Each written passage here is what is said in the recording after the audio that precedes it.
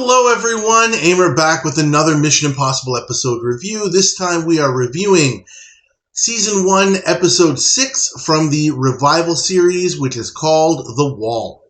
So this one starts out in East Berlin, where a man leads a family of 3 into a building and directs them into a tunnel, which he says leads to the area between the 2 barriers of the Berlin Wall. Tells them to go through, run directly towards a red light, which will lead them to the west.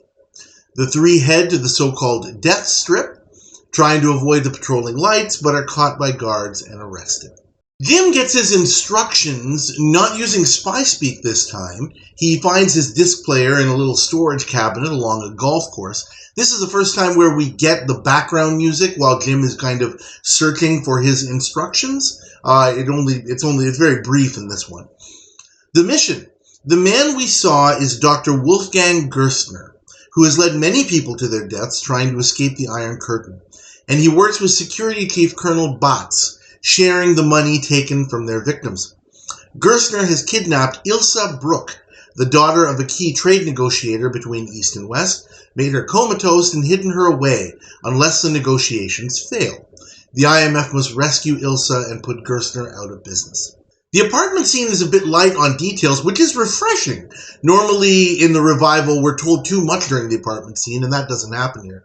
We learn that the negotiations start in about 48 hours, and the news about Ilsa's abduction has been kept quiet. So, Max and Nick drive a truck through Checkpoint Charlie with transport goods, while the others go through regular customs. All seems well, but suddenly Grant is pulled aside and put in a police van as Jim and Casey look on with some concern. Grant is taken to Batz's office, where he's told that his passport is obviously forged and he's a spy. Max and Nick stop at the building, set up some equipment, and tap into the phones, and at precisely 10 a.m., Grant says he's ready to talk, but only to Batz, dropping a phrase from KGB Major Kirov.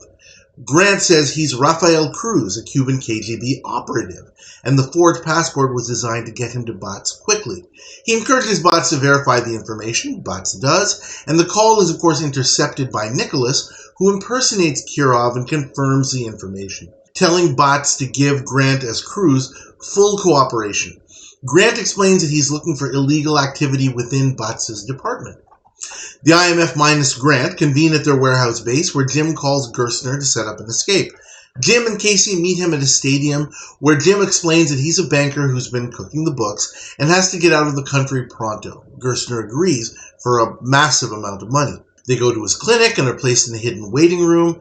Jim signals Max, who signals Grant, who heads out of Batz's building, followed by a couple of dudes, but loses them by hiding under a car, heading back to the warehouse. Gerstner gets a call from Batz telling him about Grant's presence. Batz urges him to release Ilsa and not take on any new customers, but Gerstner angrily cuts him off, saying they shouldn't be communicating, especially if Batz has been being watched. Gerstner gets Jim and Casey out of their hiding place, preparing to shoot them based on Batz's information. But fortunately, Max and Nick arrive as soldiers and use knockout gas on him, taking him to the warehouse, drugging him and putting him in a detention cell with spiked water and intermittent interrogation to disorient and confuse him. Gerstner is allowed to see Jim getting roughed up and made to believe that he's been in the cell for a long time.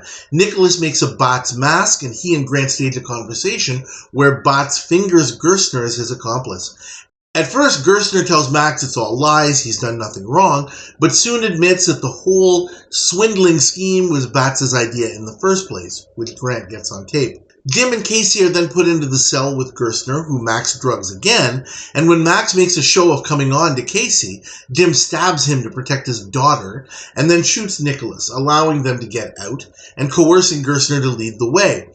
Gerstner says he has to go get someone else first, revealing the address where Ilsa is being held. Grant takes part of Gerstner's confession and shows it to Batz, who disclaims any knowledge of the man. Grant says that Gerstner escaped before his accomplices could be determined, and Batz orders a search for Gerstner. Grant switches the tapes while Batz isn't looking and gives him one to be sent to the KGB. The rest of the crew heads to Gerstner's other building, where they set off his security, cutting power to Ilsa's life support. Max is able to rig it back long enough for Jim to remove her IV, and Ilsa starts to recover. Major Kirov arrives at Batz's office and gives him the bad news that he's been duped. There is no Rafael Cruz. The full confession tape, which is the one sent to the KGB, is played and Bats is arrested. Ilsa wakes up and Casey helps the frightened girl to a hiding place in the IMF truck, while Gerstner is sat on a chair and revived. Jim tells him to hurry, it's time to escape, and the disoriented and confused Gerstner sees and hears the other IMF members milling around as they head back to the truck as well. Gaining his bearings a bit, he realizes where he is, but sees that Ilsa is gone, and hearing police sirens, heads down into his escape tub. He finds himself at the death strip, and starts his run across, but finds himself face-to-face with guards who don't hesitate to shoot as the IMF truck crosses the border to safety. Ilsa is reunited with her father, and the IMF head away. Mission accomplished. I'm going to give this episode a grade of B-, kind of on the border of C+. I'm a little bit torn about it. Starting with the good, the opening sequence where the IMF taps into the communication system of the security office building and they impersonate an official to establish an agent, in this case Grant's, hidden identity. That was a very, very common technique from back in the original series, and pretty nicely done here, as it was back then. You know, so many episodes I can recall in the review, yeah, Willie taps into the phones, and, you know, they do this, you know, security confirmation module, whatever it is. Really, really well done here. Much of the work done with the Bats part of the mission harkens back to the way that the IMF did things in the first 3 seasons when they were dealing with, you know, senior officials in foreign countries. So, neat callback there. The surprise of Grant kind of getting taken away from the other two and then becoming this Rafael Cruz character, that was unexpected, and it was kind of well, and I thought it was pretty well done. You know, it was a kind of a strange, unexpected twist, and I like that. Also, something that was kind of good, you know, we have the empathy doll shot at the beginning and at the end of the episode. So they're kind of bookends to this Disney villain sort of ending where, you know, Gerstner is kind of, you know, taken down in the, you know, in similar circumstances to what he put other people through. This is an episode that's designed to kind of, you know, make you feel a little bit, which is fine. That's what TV is supposed to do. That's entertainment. And the Ilsa Brooke character, seeing, you know, this innocent girl who's just kind of caught in this web here. She, you know, borderline incidental character, I would say. That, you know, from a term that I talked about in earlier, in the original series. Although she is mentioned as part of the mission. So, you know, she looks the part, sufficiently innocent and cute that, you know, we want to see her saved and reunited with her father. So I think that was a nice touch, and that part of the mission was well done. Moving on to stuff that was not so great. The 2 guest stars, Alan Cassell as Gerstner and Peter Curtin as Bats. They're okay, but they're not great. Not the fault of the actors here. It's just the way that the episode kind of plays out.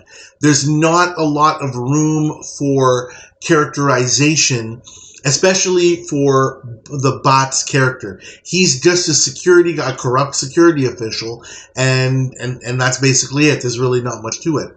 The Gerstner character does definitely have some more to him. And I think that this is an episode that suffers from competing antagonists. I mentioned that in some episodes in the original as well. When you have 2 guys who are, you know, working together, you know, towards a common goal, sometimes it works. Sometimes it doesn't, because it almost feels like we have to kind of decide, well, who do I hate more than the other? It's a lot easier to just kind of, you know, focus on the story of an episode when you have one person to kind of focus your dislike on. It's always easier when we know who the good guys are and we know that there's a bad guy, or, you know, at least, you know, two bad guys, one who might be, you know, superior to the other or whatever in terms of being part of an organization. You know, one might be a commander, one might be a subordinate. In this case, it's very, very clear that Gerstner is the really, really bad guy. He is really, really unlikable. I honestly would not have minded him getting shot on screen. I don't know why the writers decided to have it happen off screen, as well as, you know, whatever happens to Bots, he's arrested. But, you know, for a guy at his level, I got to imagine he's probably going to be put in front of a firing squad. I think if somehow they had made the story focus on Gerstner more, it might have been better. Again, it's one of those things where I thought about it and I said, I don't know quite how to do that, because the whole point of it is that you have to play these two guys against each other.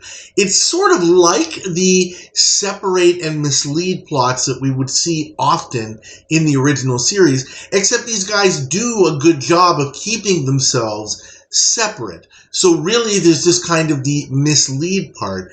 And the IMF doesn't even make them do it to each other, you know, not in a real sense. They just kind of fool each other. They fool Gerstner, and by that, they trap Bots. So, you know, it almost seems a little bit...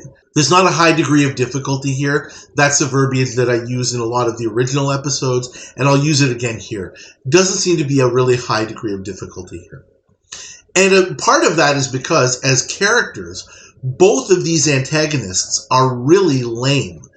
Bots is kind of unengaging as well. He carries that kiss of death. That's not the actor's fault. That's not Peter Curtin's fault. That's just the role. That's just where he is. There will be some episodes, and in the original there were some episodes as well, and there will be some in the revival, where you have multiple antagonists, multiple bad guys, who may not be working with each other. They may kind of be at cross purposes, and it does work. But I don't think it really does the job here. It doesn't really add to the story or the presentation as much. I really think there needed to be more focus on Gerstner and his antics and his experiences here. As usual, there is some unnecessary dialogue. It's not horrible, but there's a few places where it does kind of stand out. And wow, some of it is just really, really obviously just to fill time for absolutely no good reason. Just as a final note on this, from the beginning of the episode, it does harken back to the episode from the original series called The Bank, which was similar in terms of its premise, where you have a guy who is profiteering off of, you know, unfortunate people who want to escape the Iron Curtain for whatever reason. And, you know, he basically sends them to their deaths and takes their money. So from that standpoint, yeah, it's basically the same thing. Obviously, the rest of the episode is completely different. Interestingly, I thought about it, and it also harkens back to another episode called Shock from season 1. And interestingly, James Daly was the guest star in both of those episodes, The Bank as well as Shock. In Shock, the techniques that the IMF use to disorient somebody that they need to get information from is kind of similar to the way that the IMF disorients Dr. Gerstner here. I found that kind of interesting as well. You know, a lot of the techniques that the IMF pulls off, they've all been done. We're going to see them over and over again because, you know, how many new techniques can you use for practical purposes?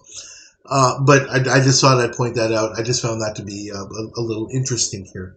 And I don't think that there's a whole heck of a lot more to say about this episode.